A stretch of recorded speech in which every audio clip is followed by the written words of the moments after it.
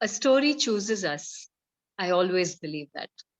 It's been quite a turmoil for me to, to pluck that story out for today. I've been juggling with 3 stories, but finally, there is one that has chosen me, and I hope I'm able to bring this story to all of you. Yes, Banu has put that seed of thought in us. Who should we be grateful to? Who are the people that we acknowledge on our path, on our journey? I hope my story too resonates in a similar manner with all of you. I'm Sowmya. I'm from Bangalore, and I've been telling stories for some time. I'm a psychologist. So, I always feel my psychology background drives my telling. And it speaks to me. I would like you to join me in this chant that I have for all of you today. So let's come together. I'll say it once, and then you can all say it with me. What's to wither will wither. What's to bloom will bloom. What's to be gained will be gained. What's to be lost will be lost. And if you realize this, you will neither brood nor rejoice, for what is to happen will happen, and that is the truth. Will you join me? Unmute yourself if you can, and let's say this together. What's to wither? What's to will wither? What's to wither? What's to bloom will bloom. What's What's to bloom bloom? will bloom. will bloom. What's to be gained will be gained. What to be What's to be gained will be gained. What's to be lost will be lost. What's to be lost will be Lost lost. will be lost. And if you realize this, you will neither brood nor rejoice. And And if you realize realize that you you will will neither neither brood nor brood rejoice. nor rejoice. For what is to happen will happen. What is to happen will happen. will happen. And that is the truth. And that is the It's the truth. truth. They lived in a port city, Puhar, a very, very long time ago, in the time of our ancestors.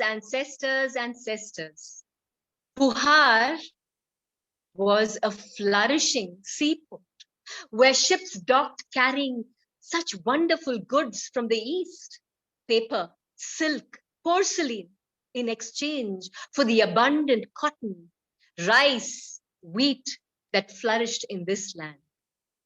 The coastal region is called Neidal, and in this port of Puhar, there lived many a wonderfully endowed, abundant merchants. Puhar's claim to fame was just not the merchants, but the people who were the wisest, the most daring and courageous. The most beautiful women lived in Puhar. And out of all the women that you would ever want to see, merchant Arivan's daughter was the most beautiful. She was born Bhadra, but as a child, lost her mother. And so, raised by her father, the curly haired one was called Kundala Kesi. Her locks of hair were always braided into 7 trilling plaits. Her hands as slender as the bamboo shoots. Her gait as beautiful as the elephant's walk, the sway of an elephant. She was the most beautiful Kundala Kesi, the curly-haired one. Kundala Kesi had everything that a girl would desire.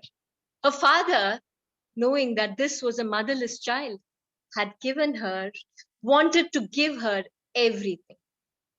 If she asked for a fruit, he would have a whole orchard planted. If she wanted a toy, he would reach for the moon. That was Arivan, her father. And her childhood was filled with laughter, joy, her Tories, her sisters, her friends. By sisters, I mean her sisterhood. Her friends were everything. They laughed and played and learned, sang and dreamt of the man who would enter their lives. For a girl who had everything, what more could she want? There was something that was missing, always. And that which was missing in Kundalakesi was adventure, something that could fill her need for something different, something challenging, until it happened. Vicariously, though, you will say that she found the adventure she sought. One day, as she was walking through the city with her Tories, her friends, a commotion was heard in the city center. The guards were trying to capture someone, and in between, they could see that it was a man, a kallan, a robber, a common petty thief, but he was magnificent. You know, these men who came down from the mountains, the Palas, they were so virile. And this man in particular, he was bare chested, and the sun shined off his sweaty body, his sweaty chest. And Kundalakesi couldn't take her eyes off him. She watched as he thwarted the efforts of the guards to capture him, but with a smile on his face. He lunged at them with his dagger. He ran from them. He jumped to the roof. My God, what could this man not do?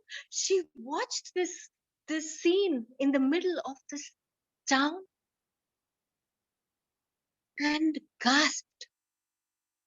Who is he?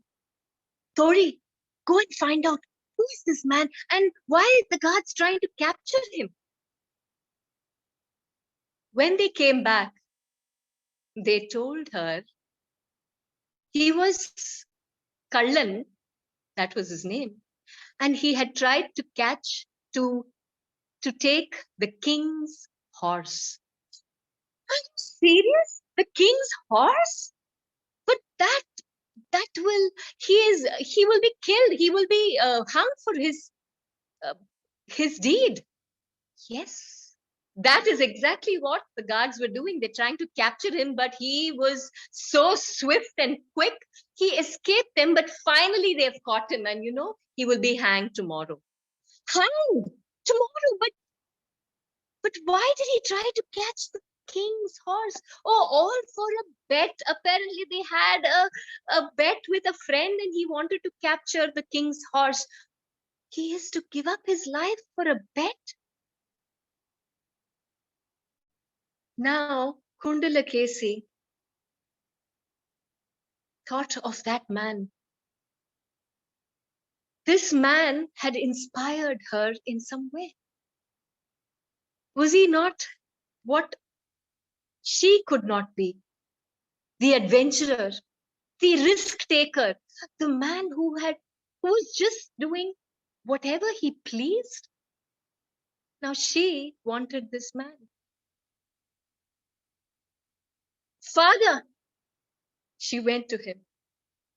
Father, you must do something. There is a man who is wrongly being hanged for a deed that he probably did out of a wager, a bet, a playful act. What do you mean, Kundalakesi? What foolishness is this? No, Father, I want you to release this man. I feel he is good. And somehow he must not hang tomorrow. Please, Father, please. He is my chosen one. Are you mad? Kundalakesi, what are you saying? But you know how young girls can plead and fathers' hearts can melt? Well, she was a motherless child and her father had never said no to her. So the story goes. He had Kallan released.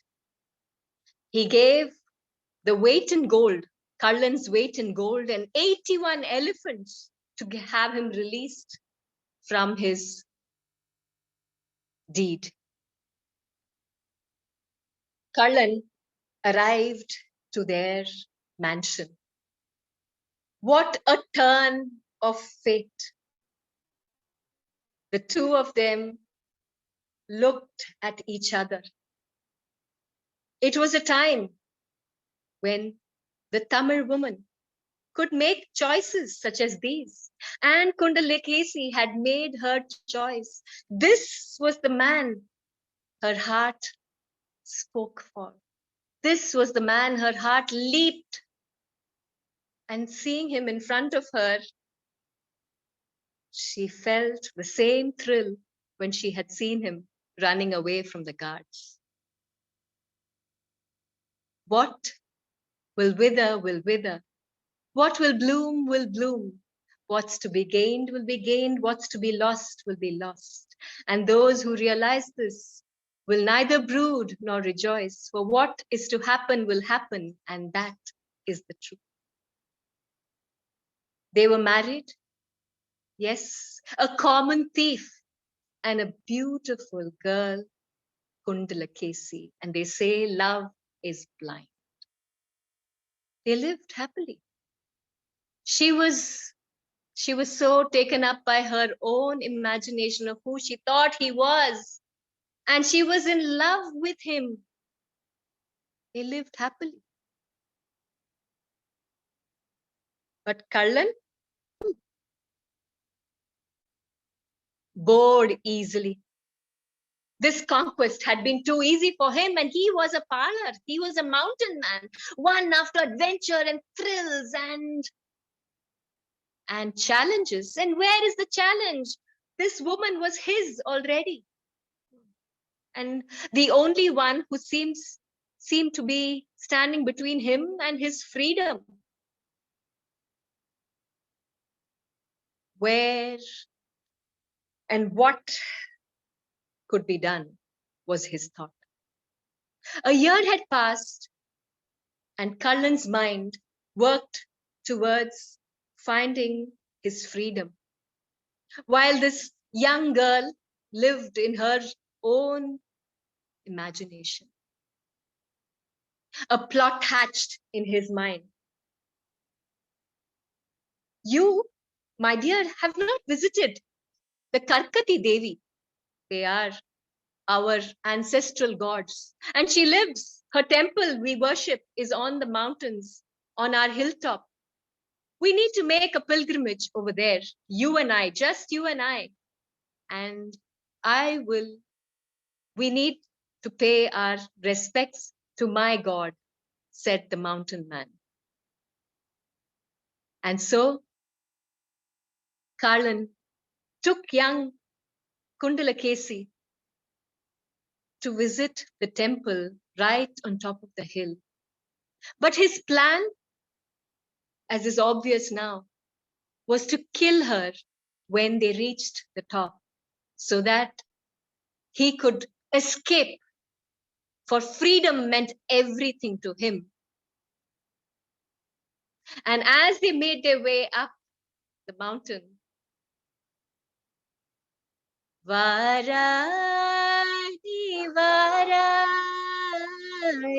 போகுமிடம் வெகு தூரமில்லை நீ வாராய் நீ வாராய். They sang love songs to each other. Little did Kundalakesi know what was to happen on the hill. But this man couldn't help himself. You know, he had to tell her, he had to boast. And as they walked up the hill, he changed his mood changed and he laughed outright at Kundalakesi. You fool! You don't know that you stand in the way of my freedom. You think you could have held me in your grasp for how long? You rich women, you just want and want, but you cannot own me. I need my freedom and I will get it. The shock of knowing that her love was shattering right in front of her threw Kundalakesi into a deep silence. The Maya, the illusion cleared in front of her eyes. They reached the hilltop, and when Kalan took out the dagger that he had ready, she folded her hands in front of him. The Maya, the illusion had been lifted, as you know, and her heart spoke words that she barely knew were coming from herself. My Lord, for whatever reasons, you and I have made this journey so far. I lusted. I loved you. That is for sure. But I never realized that I stand between you and your freedom. Give me this one chance to take 3 pradakshanas around you. And that is the way we worship in our land, isn't it? Let me take the pradakshana around you and forgive me for all my follies. The heartfelt apology fooled the egoistic Kallan, and he allowed her to go around him, take a pradakshana once, twice. And when she was halfway around him, the third round, her hands lifted, and she barely knew that it was happening. And this was her who was doing. And she pushed Kallan right off that cliff and watched him roll, roll, roll, and disappear. What will wither, will wither. What will bloom. What is to be gained will be gained. What is to be lost will be lost. And if we realize this, we will neither brood nor rejoice. For what is to happen will happen. And that is the truth. Kundalakesi removed her jewels, her ornaments, placed them on a tree, and with just one cloth around her, left the hill to seek herself. It is said her journey took her along the length and the breadth of Jambu Dvipa, as this land was called. And she met Sariputta, the Buddha, and he initiated her into monkhood by asking her, Kim Nama Asi? Who are you? What is your name? And that took her into her journey of the self. She became a paribhajika. She became a arahat, a monk, an ascetic. And the Buddha tells us that no matter what you read, what you do, the greatest journey that one can take is the journey within oneself to know oneself. Thank you.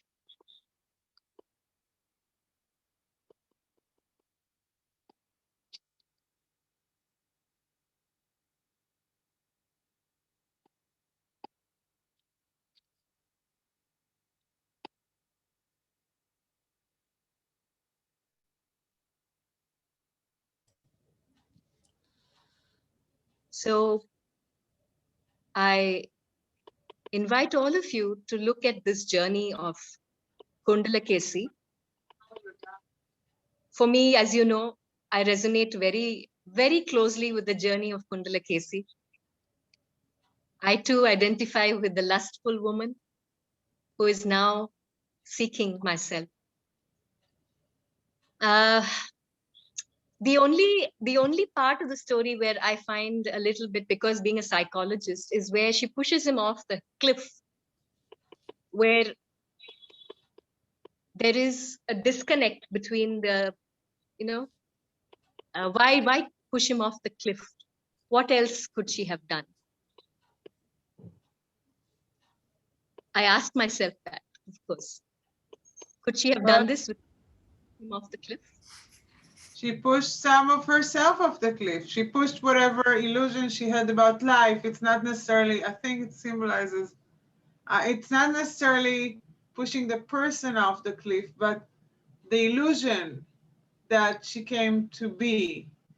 And so she can transform to the next phase of searching herself.